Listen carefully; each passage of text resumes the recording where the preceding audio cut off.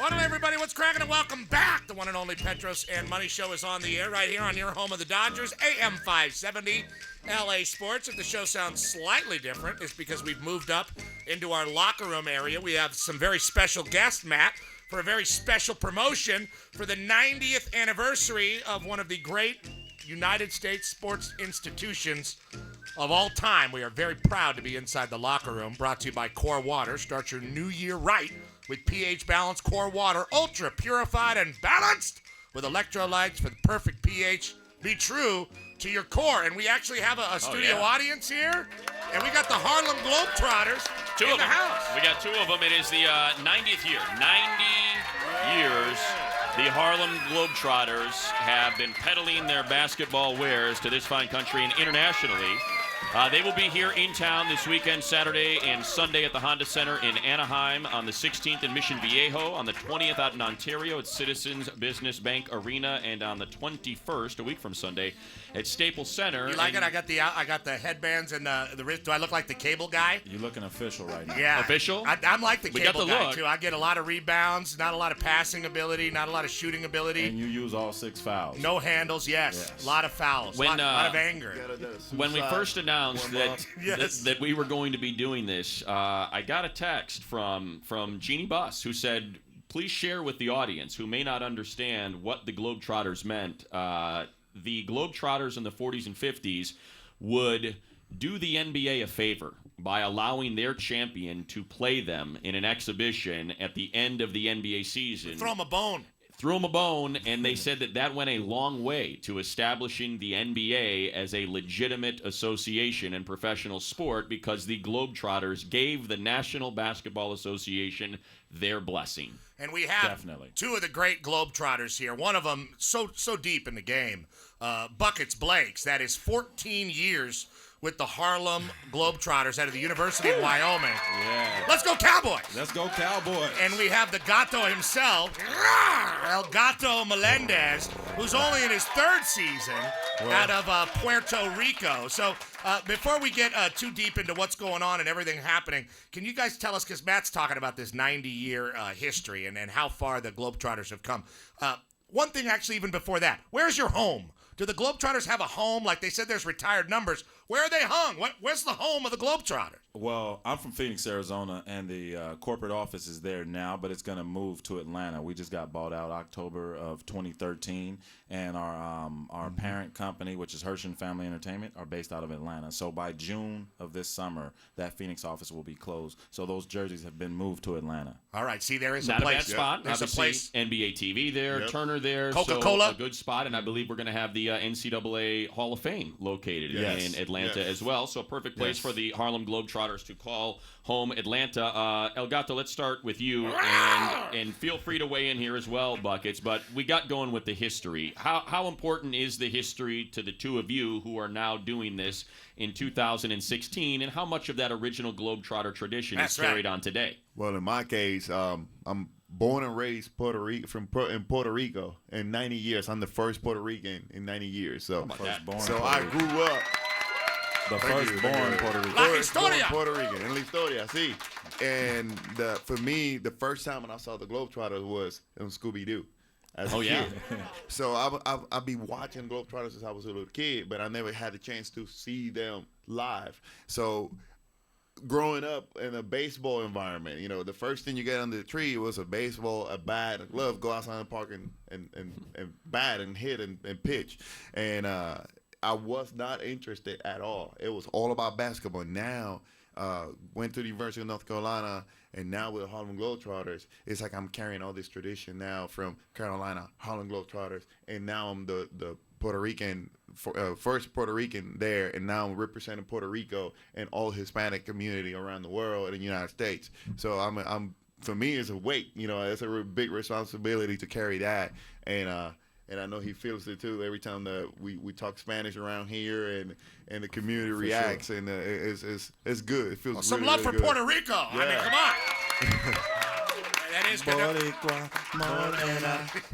That was a big pun. Yeah. God rest his soul. Yeah. Buckets, what's it like for an old veteran like you when you get the young bucks? I mean, what's the like when we get a young guy? The first thing that we tell him on the radio is, how to get lunch.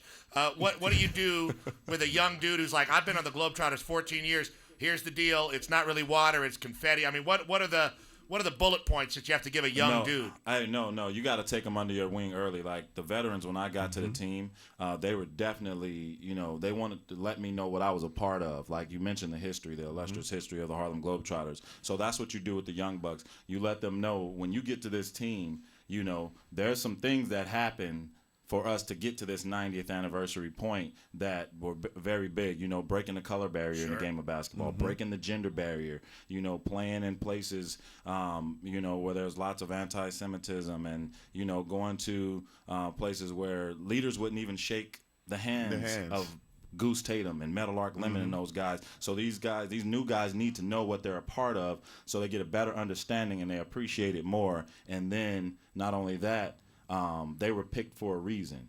Our scouts do a great job of finding players who are not only great basketball players, great athletes, but you're looking for great people. We're ambassadors of goodwill. We do a lot of community outreach. And then once they get that understanding, then we let them know, hey, you got to tear up some paper for the confetti bucket. That's the rookie hazing. I remember that day. Tearing up the confetti. You mentioned that, and we were talking about this earlier on the show. I think we all remember the ladder and the bucket and what Meadowlark and Curly and they would do. And you mentioned Scooby-Doo, the Soupy Sales variety show. We're gonna get into Scooby-Doo with the Globetrotters. Gilligan's Island.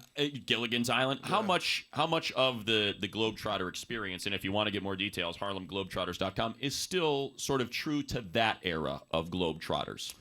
You know what? Like we mentioned, we still the bucket of confetti, bucket of water. We're never going to get rid of that. That half-court hook shot that Goose Tatum and Meadowlark Lemon made so famous. Big Easy. Everybody's dad tries that shot. This is my buddy Big Easy right here too. So when we play here in LA, we're going to be all over the place. And from the 13th to the 22nd, we're going to be playing in this area. But he takes that hook shot. We still got the weave. We still got the 3-man weave. They were the first to do all these fancy passes. We just evolved the passes a little bit, and the basketball handling, the basketball tricks have evolved. Curly Neal comes to training camp every year and he talks to us, and he explained to us out of his own mouth that the Globetrotters of this era are bigger, faster, and stronger. Not that they weren't for their era, but we got weight programs, we got diet programs. They got shoes specifically made for basketball back then. Tell me that the plates, the 45-pound plates, are red, white, and blue though. In the Globetrotter weight room. Nah, we don't.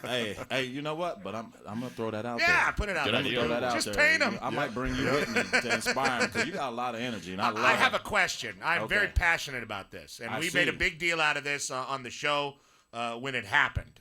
Maybe it was a slow sports day or something, but I had a near conniption fit. What the hell happened to the Washington Generals, and who the hell do you guys play now? Where did they go? You're still in contact with any of those white guys, or what's going on with the Washington Generals, man? What happened to them? So, contrary to popular belief, the Globetrotters never owned the Washington Generals. They were owned by a guy named Red Klotz, who some loser. Who passed away 2 years ago. Oh, God bless him. I'm just saying they didn't win a lot of games. Is all I'm saying.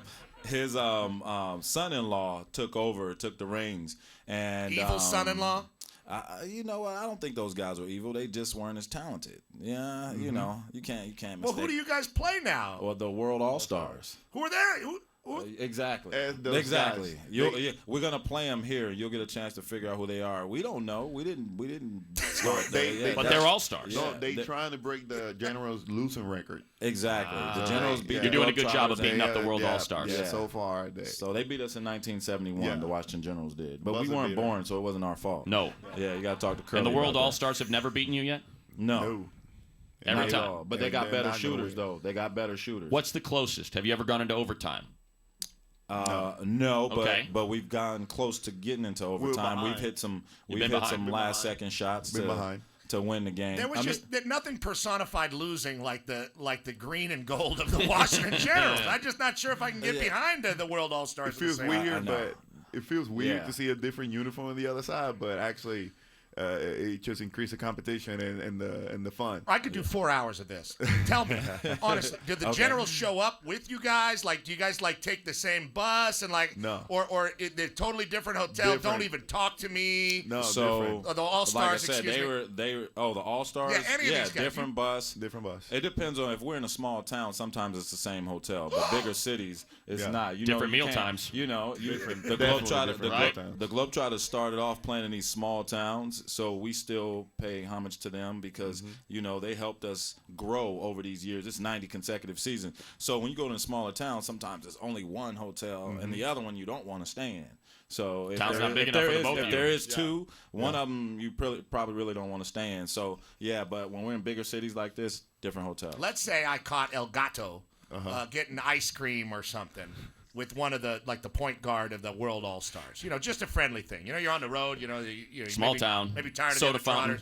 Trotters. Is he shunned by the Trotters that night? How does that work out? Not really. And outside of the court, we could be cool, but in the court, we're gonna be enemies. I'm not your friend in the basketball court, so we're gonna go hard at each other. But if you caught El Gato getting ice cream with one of them, that he probably lost a trick shot bet or something. And he's paying. I'm guessing the nickname Buckets. I think we can all figure out where that came from. But what about El Gato? What's the story there? Oh man, mine is it came from when I was a kid. The basketball court is like 2 miles from my house. Okay. And I asked my dad, I said, "Hey Dad, I need a shortcut. It's taking forever." And he said, "Well, cut through the sugarcane field. There's a trail, where the trucks go." And one day after school, I grab a sandwich, ham falls off. Next thing I know, it's like 4 cats following me, and I get all the way to free food all the way to the basketball court. And I was done. Turn around. The cats are there waiting for me. So my friends start calling me El Gato from that point on. The cat. I thought it was his green eyes. Well, that you got some cat-like features. That helps a little bit, but. And what is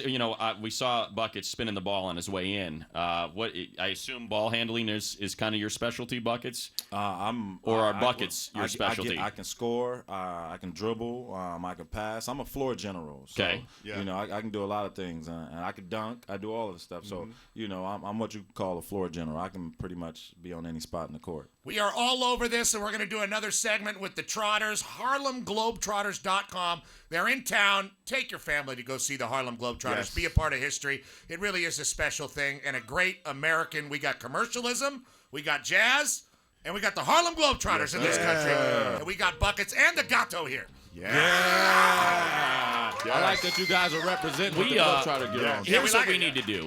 This is what we really need to make happen. For all of those listening to this, as I'm thinking about it, what used to happen, the NBA leaning on the Trotters to establish themselves as a legitimate organization. Can you imagine if the Golden State Warriors, the champions of the NBA, with their free-flowing style, played the Harlem Globetrotters in an exhibition? What that game would look like? How beautiful a game that would be. That would be a great game. Interesting. You know what? We got to make that happen. Very interesting game. Hey, that'd be great. And you know what? I'm in the Guinness Book of World Records for my underhand half-court shots, so I'll probably just wait there at half until somebody passes it to me. Look at that.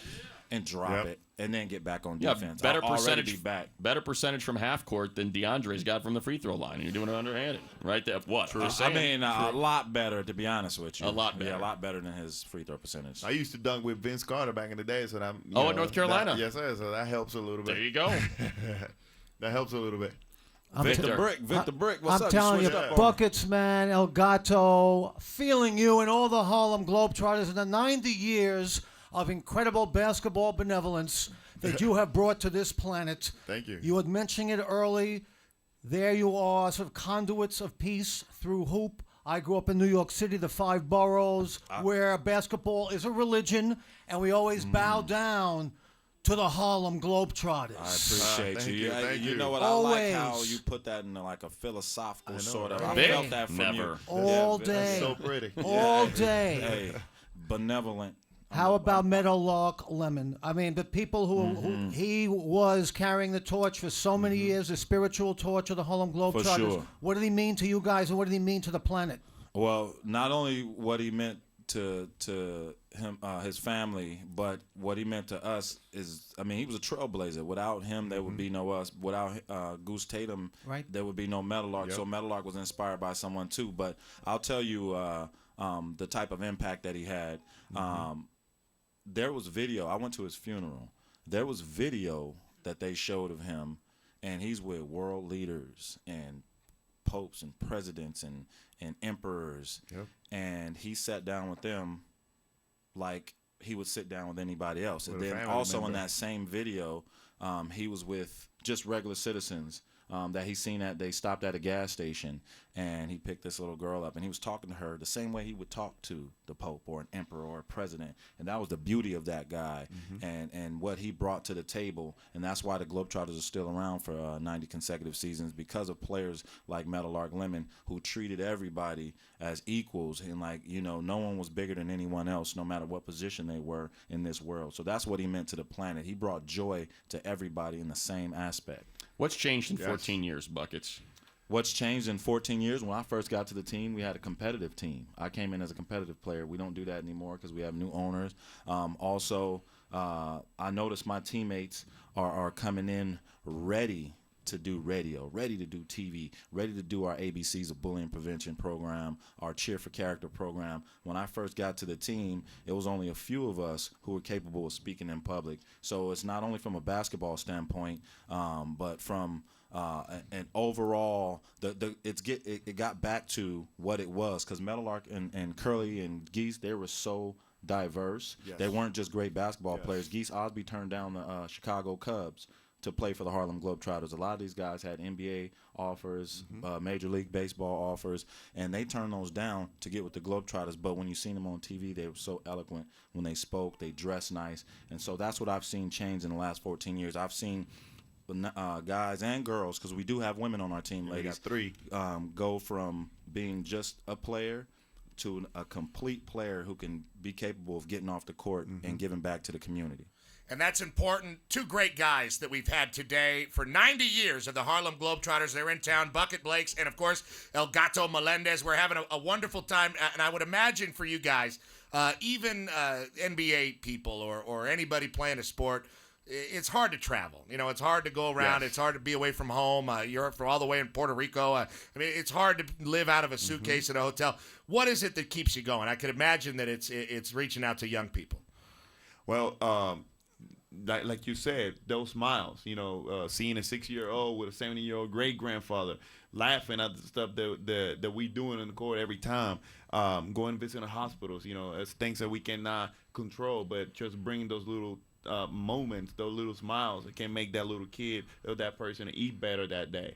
Talking about bullying prevention in the schools, something very important, because it's something that is actually affecting everybody, not just the kids, but the parents, having problems with kids because they are down and they have to deal with all these situations. And for me, it fills me up. That is what makes me keep going. And also see my little girl so proud of their dad, because I have 2 little girls, and see my oldest and my youngest, look at me like, I'm so proud of Dad doing all this stuff. Also, makes me go even harder. Definitely. And like you said, to add on to that, everything that we do, all the people that we see, all the games that we go to, that's what keeps us going. Some of these kids hear the stories from their parents, grandparents, aunts, and uncles. They've never seen the Globetrotters before, and you could have played 20 games in a row. Then you get out there on the court for that 21st game. You're like, man, how am I going to do this? You look at that one little kid in the face, and he's like staring at you because he hasn't seen you before, but he's heard all the stories. Yeah. You don't want to let him down, and I think that's what keeps me going personally. Wonderful. Well, we got a week full of shows and then some. Beginning this weekend at the Honda Center, it's the 13th and 14th. Mission Viejo is on the 16th, Tuesday, and then out to Ontario Citizens Business Bank Arena on the 20th, and Staples Center on the 21st. Get all the details at HarlemGlobetrotters.com. It's a lot of games, but you get to hang out in Southern California And for a new good week. audience. I'm sure you're not too Great upset weather. about that. Always new It's audience. a perfect Valentine's Day date. There too. you go. Yeah. Sunday night, Honda Make it Center. first date. Get away Make from it the first date. restaurant, the wine, and all the stuff. Go to a Harlem Globetrotters I got game. something for you, sweetheart. Bucket of confetti to the head. Bring your forefinger. Buckets and El Gato, thank you so much for hanging out with us. We know it's been a long day. No problem. Thank you so much. Thanks for being here. We'll be right back on the Petros and Money Show on AM 570 LA Sports. Your home of the Dodgers.